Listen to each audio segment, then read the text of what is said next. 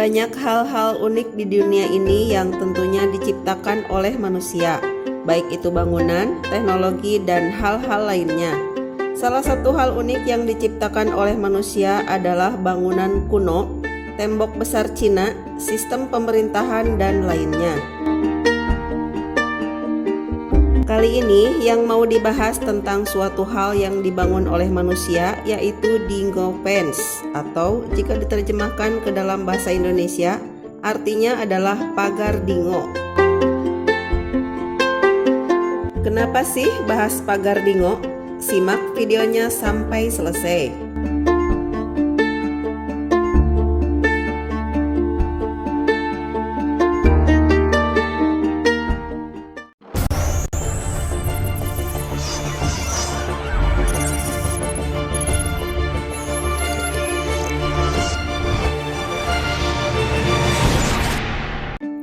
Di Australia, terdapat sebuah pagar panjang yang membentang dari daerah Jimbour, Darling Downs di Queensland hingga Nullarbor Plain, Australia Selatan. Pagar dingo saat ini dinobatkan sebagai pagar terpanjang di dunia, memiliki panjang hingga 5.614 km. Sebagai perbandingan, jarak Sabang sampai Merauke 5.245 km. Pagar berjuluk The Dingo Fence ini dibangun pada awal tahun 1900-an untuk menghalangi dingo, sejenis anjing liar, agar tidak mendekati kawasan tempat merumputnya domba dan sapi. Dingo merupakan anjing liar asli Australia. Keberadaannya di negeri kanguru sudah ada sejak ribuan tahun silam. Fosil dingo tertua menunjukkan umur 3.500 tahun, namun diyakini dingo pertama sudah ada di Australia antara 4.600 hingga 18.300 tahun yang lalu.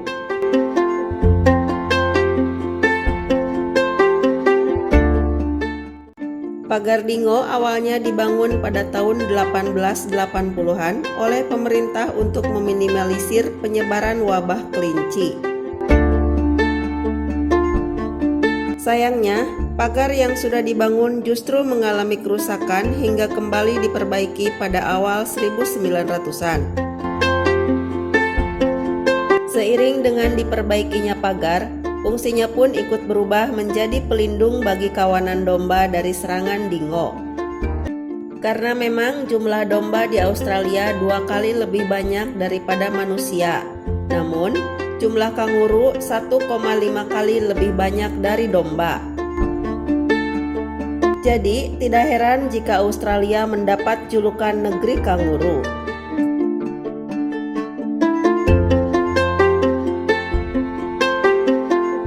Pada tahun 1940-an, baru dilakukan penyambungan dari pagar-pagar yang ada hingga panjangnya otomatis bertambah. Hingga tahun 1980, pagar dingo tercatat punya panjang 8.614 km, namun kemudian dipangkas hingga hanya 5.614 km.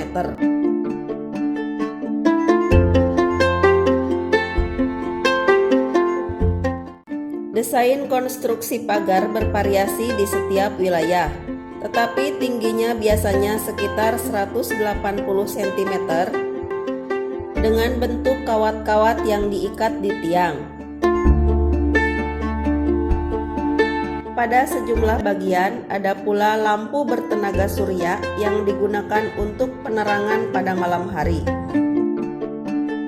Selama ini, perawatan dilakukan oleh setiap negara bagian yang wilayahnya dilintasi pagar dengan perkiraan biaya mencapai 10 juta dolar per tahun.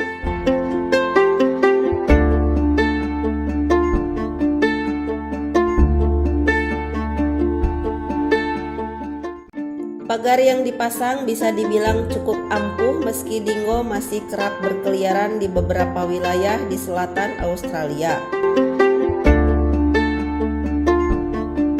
Pagar dingo telah mengurangi kasus hilangnya domba akibat dimangsa predator, sekaligus menghemat uang jutaan dolar setiap tahun. Meski begitu, pagar ini bukannya tanpa masalah karena keberadaannya dianggap membawa hal negatif bagi lingkungan dengan adanya area yang dihuni dingo dan tanpa dingo.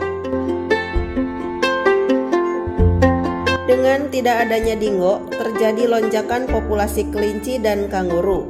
Sementara tikus, hewan marsupial, dan rumput jumlahnya justru merosot.